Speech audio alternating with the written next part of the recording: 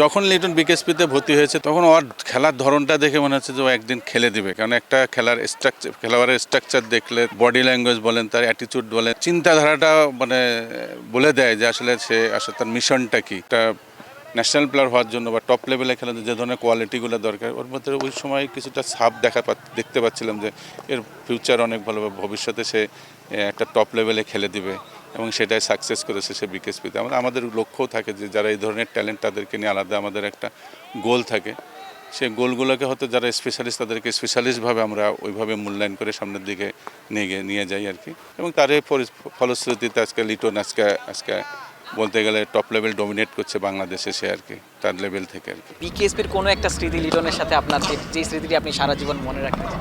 না, সারা জীবন মনে রাখতে হবে লিটন সবসময়, যখন আমি দিনাজপুরে ছিলাম, আমার স্মৃতি এটাই সবসময় বলে যে আসলে ও সবসময় প্র্যাকটিসটা করার জন্য খুব মানে আগ্রহী থাকতো আর কি, এবং প্র্যাকটিসটা যেখানে যাক না কেন সে কিন্তু প্র্যাকটিসের জায়গা খুঁজে নিত।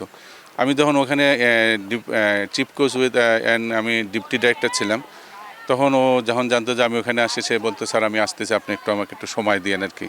তো এই স্মৃতিগুলো আমার খুব মনে পড়ে যে আসলে যুক্তরাষ্ট্রের 1 নম্বর জিম চেইন গোল্ড জিম এখন আবারও বাংলাদেশে বসুন্ধরা আবাসিক এলাকা ও বসুন্ধরা সিটি শপিং মলে। খেলোয়াড়রা আসলে যেখানে যাক না কেন তারা এই ধরনের ফ্যাসিলিটি হলে প্র্যাকটিসের সুযোগ খোঁজে, এবং তার চেয়ে আরও ভালো হয় যখন তাদের ওই সময়কে যারা স্যাররা আছি তারা যখন থাকে তাদের সাথেও কাজ করতে একটু খুব স্বাচ্ছন্দ্য বোধ করে। স্যার একটু আমার এই বিষয়গুলো একটু আপনি দেখেন স্যার, কি আমার অবস্থাটা কেমন বা সেটা খারাপ হোক ভালোই হোক।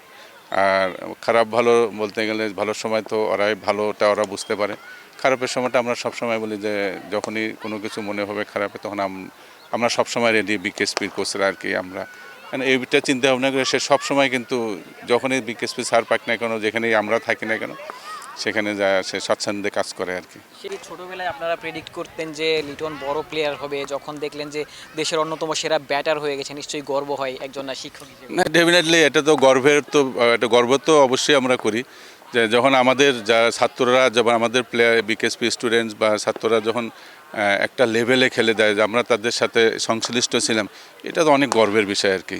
যে আমাদের সামনে তারা ছোট্ট থেকে একদম বড়, এখনও ওই রকম আছে, এখনও তার সাথে কথা বললো সেই ছোটোবেলার মতোই আবদারের মতো কথাবার্তা বলে।